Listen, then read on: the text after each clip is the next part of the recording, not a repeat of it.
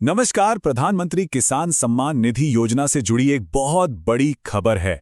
22वीं किस्त का लंबा इंतजार अब खत्म हो चुका है। ये देश भर के करोड़ों किसानों के लिए एक बड़ी राहत है। तो आज हम इसी पर पूरी बात करने वाले हैं ताकि ये समझा जा सके कि पैसा बिना किसी रुकावट के सीधे खाते में कैसे पहुंचेगा।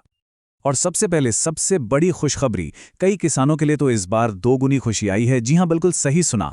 कुछ किसानों के खातों में सिर्फ 2000 नहीं बल्कि पिछली रुकी हुई किस्त को मिलाकर कुल 4000 रुपए एक साथ क्रेडिट किए जा रहे हैं। ये उन सभी किसानों के लिए बहुत बड़ी राहत है जिनका पेमेंट किसी न किसी वजह से अटक गया था। अब ये 4000 रुपए की बात सुनने में तो बहुत अच्छी लगती है, लेकिन असली और सबसे जरूरी सवाल तो ये है कि क्या सभी किसानों के खाते में पैसा टाइम पर पहुंचेगा? क्योंकि हम जानते हैं लाखों किसान ऐसे हैं जिनका नाम लिस्ट में तो होता है पर ऐन मौके पर पैसा अटक जाता है। तो आज हम इसी सवाल का जवाब ढूंढेंगे। तो चलिए सबसे पहले अच्छी खबर से ही शुरुआत करते हैं।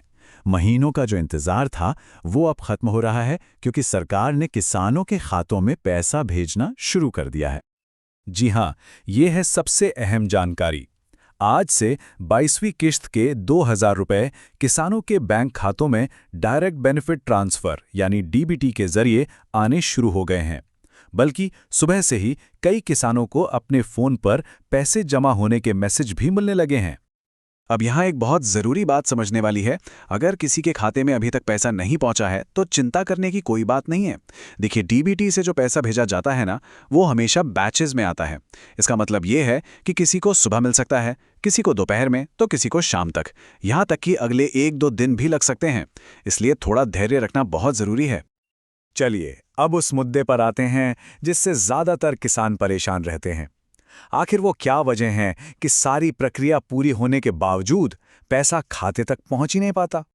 देखिए, पेमेंट रुकने के पीछे आमतौर पर कुछ गिनी चुनी वजहें ही होती हैं। सबसे आम और सबसे बड़ी वजह है ई-केवाईसी का पूरा ना होना। इसके अलावा अगर आधार बैंक खाते से लिंक नहीं है या जमीन का वेरिफिकेशन, जिसे भू सत्यापन कहते हैं, वो अधूरा है तो भी पैसा रुक जाता है। कभी कभी बैंक की डिटेल्स जैसे अकाउंट नंबर या आईएफएससी कोड में कोई छोटी सी गलती भी पेमेंट को रोक सकती है। लेकिन अच्छी बात यह है कि इन सभी समस्याओं को ठीक किया जा सकता है। तो आगे हम एक बहुत ही सीधी साधी चेकलिस्ट देखने वाले हैं। इस चेकलिस्ट से ये पक्का हो जाएगा कि भविष्य में पैसा कभी ना अटके।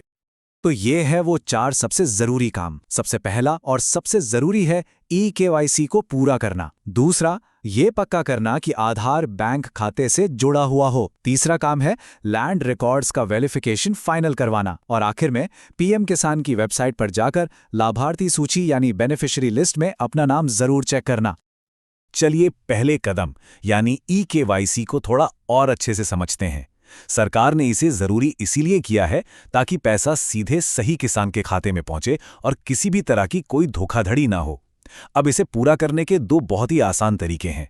या तो घर बैठे pmkisan.gov.in पर जाकर ओटीपी के जरिए से पूरा किया जा सकता है, या फिर पास के किसी भी कॉमन सर्विस सेंटर यानी सीएससी पर जाके बायोमेट्रिक या फिंगरप्रिंट की मदद से भी ये काम आसानी से हो जाता है। और सबसे अच्छी बात पता है क्या है? इन सब चीजों की जांच के लिए अब कहीं दफ्तरों के चक्कर काटने की जरूरत नहीं है। ये सारा काम घर बैठे अपने मोबाइल से ही हो सकता है। इसका प्रोसेस बहुत ही सिंपल है। बस पीएम किसान की ऑफिशियल वेबसाइट पर जाना है।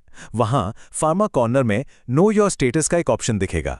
उस पर क्लिक करके अपना रजिस्ट्रेशन नंबर डालिए और बस ओटीपी से वेरीफाई करते ही किस्त का पूरा स्टेटस सामने आ जाएगा। आप जब स्टेटस चेक करेंगे ना, तो अगर वहां पेमेंट प्रोसेस्ड लिखा हुआ दिखे तो ये एक बहुत अच्छा संकेत है। इसका सीधा सा मतलब है कि सरकार की तरफ से पैसा रिलीज कर दिया गया है, एफटीओ प्रोसेस पूरा हो गया है और बहुत ही जल्द ये पैसा आपके लिंक किए गए बैंक खाते में जमा हो जाएगा। तो अगर ये लिखा आ रहा है तो समझिए कि पैसा बस रास्ते में ही है। अब एक और जरूरी सवाल पर आते हैं। कई बार इस बात को लेकर भी कंफ्यूजन रहता है कि आखिर इस योजना का फायदा कौन उठा सकता है और कौन नहीं। चलिए इसे भी फटाफट समझ लेते हैं।